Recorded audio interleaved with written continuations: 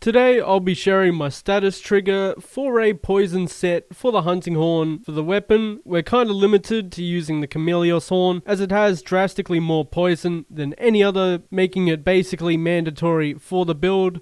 For the helmet, you'll need the golden loon helm. Chest piece will be the Espinasse muscle. For the gloves, you'll need the Grand Mizuha sleeves, golden loon coil waist, and finishing off the set with the Grand Mizuha leg wraps, with a talisman that can reach attack boost level 3 for some extra oomph, but this isn't needed at all. Moving on to the decorations, this is what you'll need. Welcome to Pause It. This exact setup will give you attack boost level 7 for 10 attack and 10% more attack, evade window level 4 to extend how much of your roll actually has iframes, poison attack level 3 for 20% faster poison buildup and 5 more poison element, protective polish level 3 to keep your sharpness at max for 90 seconds after you sharpen, Chameleos blessing at level 3 to extend the duration of your poison, Foray at level 3 to give you an attack and affinity boost while the monster is poisoned, status trigger level 3 to make it so every attack will apply poison for the next 12 seconds when you dodge an attack at the last second, Horn Maestro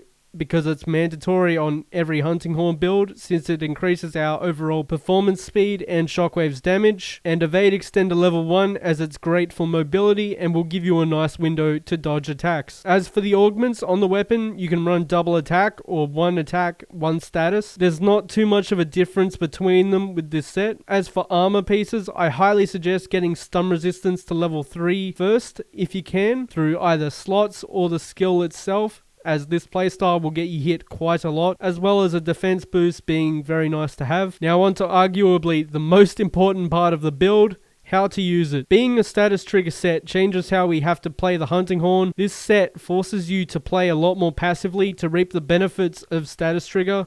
As you've been seeing in the background, the idea of the set is to get hits in while positioning yourself in the line of danger to be ready to roll through an attack and counter hit as soon as possible, with either a multi-crush combo or a magnificent trio, as both of these combos are our fastest multi-hit attacks to build status with. But that also comes at quite a heavy cost to our sharpness, so you'll want to apply a protective polish before the encounter to ensure you keep your sharpness as long as possible. I also recommend staying away from skills like Slugger and Exhaust with this build, as they make it much more difficult to roll through attacks if the monster is being interrupted or knocked down. Same with the Palico/Palamute for paralysis and sleep. Both interrupt your flow of dodges. Other than just having to play really reserved in front of the monster, you'll need to heavily capitalize on monster knockdowns to catch up on all the damage you've missed from not getting consistent knockdowns.